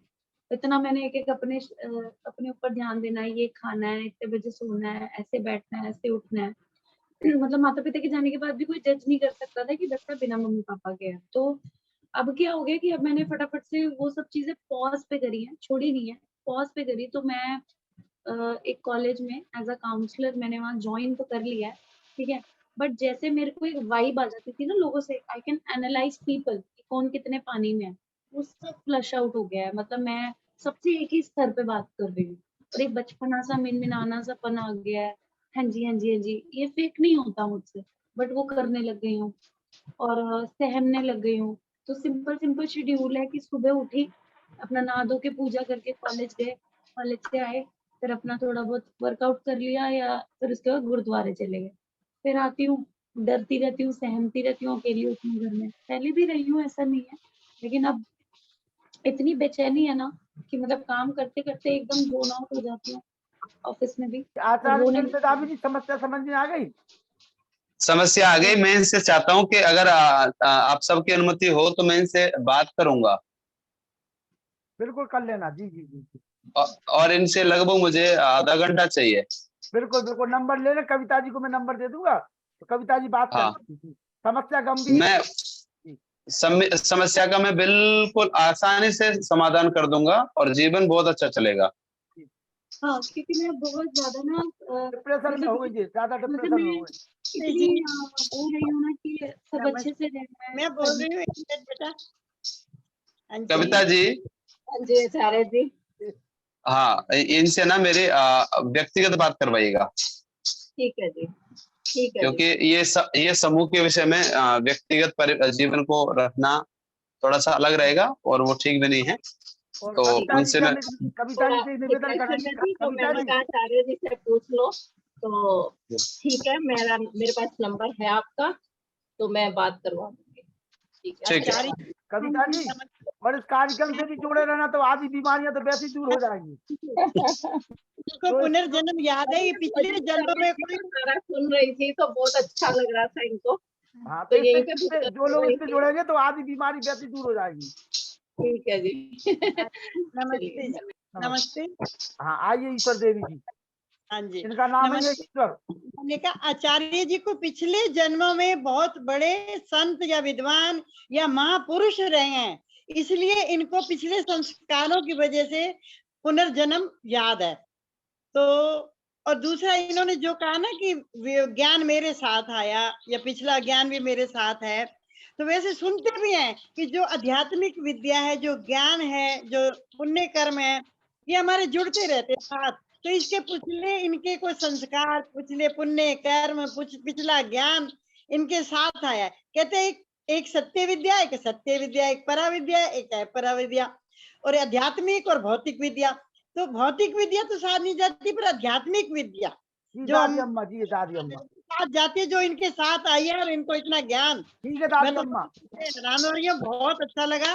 बहुत अच्छा धन्यवाद दादी अम्मा। एक कमल जी है, कुछ कोई कमल जी हैं। हाँ उन्हीं से उनको पूछ रहा है, ये तो सब जानती है हमारी दादी अम्मा है। तो कमल जी आप पूछ नमस्कार गुरुजी। नमस्कार जी। मैं ये पूछना चाहती थी कि अगर पुनर्जन्म सत्य है तो हम श्राद्ध क्यों करते हैं पूर्वजों का? कि अगर उनका जन्म हो चुका है तो फिर श्राद्ध किसका कर रहे हैं हम? ये क्या नाम श्वेता जी, ये अविद्या है। क्योंकि तीन पल 3 दिन और 3 जब उसका सामान्य जो व्यक्ति का जो जीवन होता है ना, वो 3 दिन में ही उसका दूसरी जगह जन्म हो जाता है। और जो बिल्कुल सामान्य है उसका 3 पल में हो जाता है। जैसे डेथ हुई और दूसरी जगह जाकर के चेंज हो जाएगा, पशुओं में हो जाएगा, किसी और में हो जाएगा। तो वो केवल एक ऐसी परंपरा चली आ रही है बीच में, जो हमारे पुराणों में है, हमारे शास्त्रों में, जो जब महाभारत के काल के बाद जो ये मिलावट हुई है, उस काल के बाद ऐसा हुआ है। इस कारण से ये सब चलता रहा। जो एक ब्राह्मण वर्ग था, जो लोभी लालची ब्राह्मण था, जो जन्म से नहीं था, जाति से नहीं था, या फिर कहें तो वो ज्ञान के आधार पर नहीं था, बस जिसके मन में आया, जो उसने अपने माइंड में जो सोचा वो वैसा करने लग गया। तो उसके कारण ये सारी परंपराएं चली। और ये सारी की सारी परंपराएं देखते हैं तो जो जैन संप्रदाय मानते हैं, अगर सुना होगा, जैन संप्रदाय बौद्ध संप्रदाय है, इन संप्रदायों से थोड़ी सी पहले की स्थिति है और उनके बीच बाद की स्थिति और ज्यादा है। तो ये स्थिति बहुत ज्यादा हुई है, उस समय ये चली है। अन्यथा हम खिलाते, देखो खिलाना बुरा नहीं है, उनके नाम पर हम किसी को दान दें, अच्छी बात है, पुण्य होगा, ठीक है। जैसे अगर वो व्यक्ति स्कूल बना के गया है तो उसका पुण्य उसके साथ जुड़ता ही रहेगा। तो माता पिता हैं, उनके आधार पर आप किसी को खिला रहे हो, तो खिलाने का अर्थ है आप ये सोचे कि माता पिता को खिला रहे हैं, ऐसा नहीं है। माता पिता नहीं खाते। अगर अब दूसरा एक परंपरा चलती है कि कौओं को खिलाते, क्या हमारे माता पिता कौए हैं? नहीं है ना। नहीं, ज्यादातर आप देखिएगा गांव में, देखिए पत्थर लगे तो ऊपर छत पर रख देंगे बात जा करके। क्या हमारे माता पिता चिड़िया हैं जो हम उनको ऐसे खिलाते हैं? नहीं है ना। तो जब वो ऐसे है नहीं और हम खिलाते उनको हैं, तो ये खिलाने का तरीका कुछ और था, तरीका चेंज हो गया। यानी उनके नाम पर हम लोगों को खिलाते थे, पक्षियों को हम दान देते थे, पक्षियों के लिए खिलाते थे, पशुओं को खिलाते थे, असहाय थे उनको देते थे, अनाथालय में जाते थे कि आज हम अपने पिता की स्मृति में खिला रहे हैं। तो वो ये परंपरा थी। अब वो परंपरा हट करके खीर रखते हैं उस पर, और वो भी पत्तल में नहीं, थाली में नहीं, किसमें रखते हैं?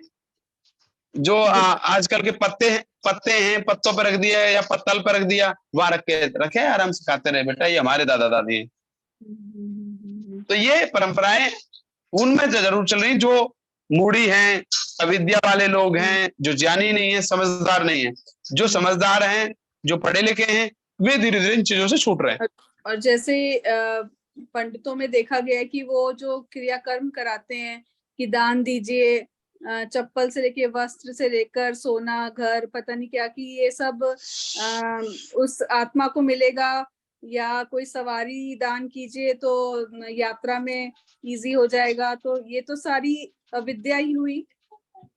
हाँ, मेरे से एक बार आए थे, पानीपत में रहता था, कह रहे थे कि पंडित जी हमारी दादी माँ शायद पता नहीं कहाँ है, आपको हम सीढ़ी देना चाहते हैं चांदी की, जिससे हमारी दादी माँ ऊपर पहुंच जाएगी। मैंने भले आदमी, वो सीढ़ी मेरे काम तो आ सकती है, लेकिन वो आपके पूर्वजों तक पहुंचेगी ऐसा नहीं है, उसका नहीं है। वो उस बस केवल क्या है कि एक धंधा बना रखा है। दूसरा, ऋषि दयानंद लिखते हैं कि जिस व्यक्ति की मृत्यु हो गई है, और मैं तो बहुत फील करता हूँ इस चीज को, जिस व्यक्ति की मृत्यु हो गई है, मृत्यु के बाद उसके साथ में, यानी उसके शरीर को अगर जला रहे हो ना, तो वो उस आत्मा के लिए नहीं कर रहे, उस शरीर के लिए कर रहे हो, जो पर्यावरण को शुद्ध रखने के लिए उस सामग्री का, घी का प्रयोग उस पर जो होता है, वो केवल और केवल इसलिए होता है कि उससे उस शरीर की रक्षा और उससे पर्यावरण बना रहे, इसलिए उसके साथ होता है। उसके साथ में अन्य कोई भी क्रिया ऐसी नहीं है जो उस आत्मा के लिए की जाए।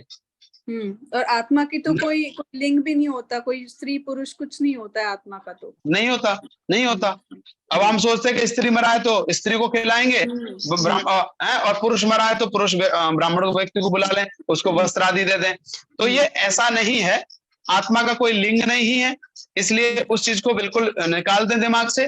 दूसरा यही है कि आप उनके नाम पर, शिक्षा के नाम पर खर्च करें, उनके नाम पर अनाथों के लिए काम करें। ये जितना काम कर जाएंगे, आपके पिता का नाम, आपकी माँ का नाम, इसमें वो बहुत ऊपर पहुंच जाएगा। वही आवश्यक है, उसी रूप में हमें दान देना चाहिए, करना चाहिए, ज्यादातर शिक्षा के क्षेत्र में, ज्ञान के क्षेत्र में। ठीक है, धन्यवाद। ओके, कार्यक्रम से जुड़े रहिए, कहीं आवश्यकता नहीं पड़ेगी आपको कागज देने की, श्राद्ध करने की, सेवा करने की। जो आर्थ ये हमारे पड़ोसी हैं। जी जी, क्या है योगेंद्र जी, हाँ, जब व्यक्ति आर्थ समाज से जुड़ जाता है, महर्षि दयानंद को पढ़ लेता है, तो 13वीं खाना बंद कर देता है और श्राद्ध करना बंद कर देता है। हाँ, वेद प्रकाश जी कुछ कह रहे हैं। आइए डॉक्टर साहब। नमस्ते आचार्य जी। मैं आपको देख लूं पहले, नमस्ते जी भी करूंगा। नमस्ते जी। लेकिन एक संदेह हमारा ये है कि जो वेस्टर्न कंट्रीज के जो लोग हैं वो तो अध्यात्म जानते नहीं, तो उनका क्या हर्ष होने वाला है। बहुत से साइंटिस्ट है जिंदगी भर इन्वेंशंस में, डिस्कवरीज में अपना जीवन लगा देते हैं, तो वो किस कैटेगरी के लोग हैं, उनका क्या होने वाला है। ये तो हम लोग इंडियन लोग हैं। इसमें दो दृष्टि से देखोगे ना आदमी को तो ज्यादा ठीक रहेगा, एक दृष्टि से देखोगे तो बहुत बुरा हो जाएगा। अगर हम ये सोचें कि वे तो बहुत निकृष्ट हैं, सारी चीजें बहुत बेकार हैं, सारा मांस मूस ये सब खाते हैं, इस दृष्टि से देखेंगे तो बिल्कुल खत्म है। लेकिन हम इस दृष्टि से नहीं देख सकते। दूसरी दृष्टि क्या है? दूसरी दृष्टि है कि देखो, काम उन्होंने भी किया है समाज के लिए, समाज को कहीं ना कहीं उन्होंने एक दिशा दी है, चाहे वो किस रूप में दी है अलग बात है, वो गई कहां से वो भी अलग बात है। आप कहोगे किसी सारा का सारा हमारा है, वेद का है, उसका है, ठीक है, आपकी है, आपके द्वारा गया, आप भी बड़े बाप के हैं, हम भी सारे बड़े बाप के हैं, ठीक है। तो वहां पर जो पहुंचा या फिर वो जो कर रहे हैं, अगर उसके व्यक्तिगत जीवन और सामाजिक जीवन, दो जीवन होते हैं व्यक्ति के। व्यक्तिगत जीवन में वो कर रहा है, उसके संस्कार खुद बना रहा है, वो खुद की हानि और उसका वो होगा, और समाज की हानि या समाज के लिए कुछ विशेष कर रहा है तो वो उसके पुण्य बनेंगे, चाहे वो किसी भी दृष्टि से हो, ठीक है। तो वो जो लोग कर रहे हैं, क्योंकि जन्म से ही उन्होंने यही चीज सीखी है, जन्म से ही उन्होंने सारा का वही उन्होंने देखा है, माहौल मिला है, तो ये सारा का सारा कर्म के आधार पर ही तो है कि उस व्यक्ति को वहां मिला, सारा चारों तरफ नॉनवेज मिला, बचपन से लेकर नॉनवेज खा रहा और खाते खाते मर गया, उसी में उसका जीवन रह गया। न तो परिवार है, न कोई समूह की बात है, न कोई राष्ट्र की बात है, ठीक है। वो एकल मुक्ति मिलेगी कि नहीं मिलेगी हमारा उनको देखो, मुक्ति अब किसी के बाप की नहीं है कि अगर वो मोक्ष के अधिकारी है कि नहीं, बस ये जानना चाह रहे थे। मैंने आपको एक बता दिया कि जो व्यक्ति राष्ट्र हित में सोचता है, जो व्यक्ति समाज के लिए सोचता है, जिससे व्यक्ति के समाज का विकास होता है, जिससे उसके संतान का विकास होता है, इन तरफ जाएगा। धन्यवाद। चलिए आइए मुनि जी, मुनि जी, मुनि जी आप भी बताइए। आपने काफी घटनाएं सुनी है क्षेत्र में, अपने ललितपुर जनपद में, कुछ एक आध दो याद हो तो सुना दीजिए। आप भी बहती गंगा में हाथ धो लीजिए थी। नहीं तो है, अभी हमने सुना है सम्मानीय योगी मेधावी थे, मेधावी जी थे, सादर नमस्ते करते हुए सम्मानीय आज के आचार्य जी योगेंद्र मेधावी जी, आपके लिए पुनः नमस्ते। बोलिए बोलिए। और नमस्ते जी। नमस्ते। देखता हूँ जी, सत्यार्थ प्रकाश में महर्षि दयानंद जी से जो प्रश्न किए गए हैं समम समल्लासी, वहाँ महर्षि जी से पूछा गया है कि जन्म एक होता है कि अनेक, होता है कि अनेक जन्म, मुक्ति जैसे होती है ना, तो एक जन्म में अनेक जन्म, वहीं पर दूसरा प्रश्न करते हैं वो कि जन्म एक है व अनेक, उन्होंने कहा अनेक जन्म। तो फिर प्रश्न किया गया कि जब अनेक जन्म होते हैं तो उसको पूर्व जन्म की है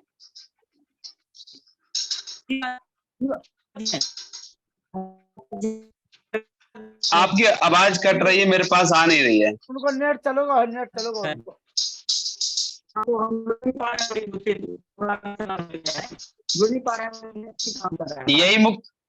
यही मुक्ति से रोक रहे हैं। ये जो रोकने का काम है ना जी वेद प्रकाश जी, यही मुक्ति से रोकने का काम है, समझ जाओ। चंद्रकांता माता जी 1 मिनट के लिए बता दीजिए, कोई प्रश्न हो आपके मन में, कोई उथल पुथल हो रही हो प्रश्न तो मेरे मन में कोई नहीं है। मैं तो जो भी प्रश्न इन्होंने पूछे हैं सब पहले ही समाधान हो चुका है, सत्यार्थ प्रकाश पढ़ के। उसमें किसी प्रकार की कोई भी भ्रम नहीं होता मेरे मन में, किसी प्रकार का भी। हाँ, जब योग दर्शन और ऐसी भी बातें ज्ञान की होती हैं उसमें हम अल्पज्ञ हैं, उसके बारे में जरूर पूछना पड़ता है। वैसे आचार्य जी का बहुत बहुत धन्यवाद। आचार्य जी ने सबके प्रश्नों का उत्तर बहुत उत्तम ढंग से दिया। और मैं बचपन में थी तो एक सन्यासी वैसे ही जैसे चलते फिरते सन्यासी होते हैं भिक्षा मांगने आए, तो मेरी बड़ी बहन मेरे साथ थी, तो उन्होंने उसका अचानक हाथ देखा तो कहते हैं तेरे पास विद्या नहीं है, धन बहुत होगा। और मुझे कहते हैं, मेरा हाथ देखने लगे तो कहते हैं आपके पास विद्या होगी, धन नहीं होगा। मैंने कहा स्वामी जी ऐसा है कि धन हो ना हो, विद्या धन है ना, विद्या धन से बहुत कमा लूंगी, चिंता मत करो। तो वही बात आपकी कि पुरुषार्थ करने से सब कुछ मिलता है, प्रभु की दया है, कोई कमी नहीं है किसी प्रकार की। बड़ी संतुष्ट हूँ। बच्चे भी भगवान ने बहुत अच्छे सेवादार दिए हैं, तो इसलिए अपने कर्मों पर, अपने पुरुषार्थ और प्रभु की ऊपर अटल विश्वास जिसको हो वो नहीं डगमगाएगा। धन्यवाद। शांति पाठा। आचार्य जी सादर नमस्ते, बहुत बहुत आपका आभार। शांति पाठ बेटा है रेयांश, रेयान वशिष्ठ। चलिए आचार्य योगेंद्र जी आप ही शांति पाठ करा दीजिए, क्योंकि आप ही 103 वर्ष के हैं यहाँ पे। आइए।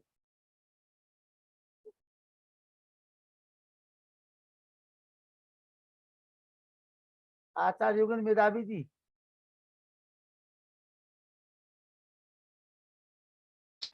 आप सबका बहुत बहुत धन्यवाद। आप सबने इतना प्रेम स्नेह दिया, और फिर कभी अगर अवसर मिलेगा, आप सबका सौभाग्य प्राप्त होगा तो पुनः मैं आप सबके बीच में उपस्थित होऊंगा। ये मेरा सौभाग्य होगा कि आप सबका स्नेह मुझे मिलता रहे, प्रेम मिलता रहे, इतना ही चाहिए, और इसके अलावा कोई इच्छा कोई नहीं रही है। बस आप सब स्वस्थ रहें, वेद विद्या को पढ़ते रहें। वेद विद्या पढ़ेंगे तो लोगों के जीवन से अंधकार को दूर करेंगे, और जब अंधकार दूर होगा तो जरूर हम सब मिलकर के एक प्रकाश कर पाएंगे, ऐसे एक सूर्य इकट्ठा कर पाएंगे, और जो सूर्य होगा वो हम सबको लखन लाल जी की तरह टॉर्च लगा के देते रहेंगे। बहुत बहुत आभार। आइए पाठ। अभी ललितपुर भी आना है जी।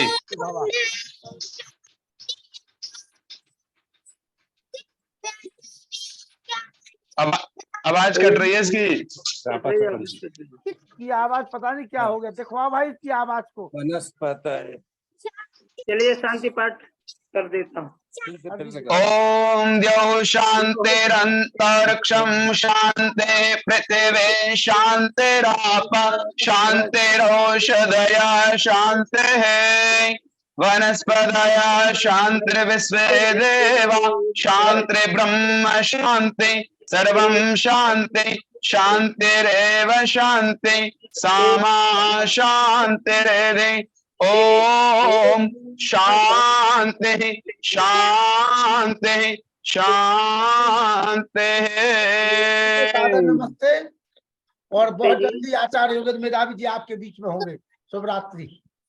शुभ रात्रि सभी को, नमस्ते, मेरा सादर प्रणाम।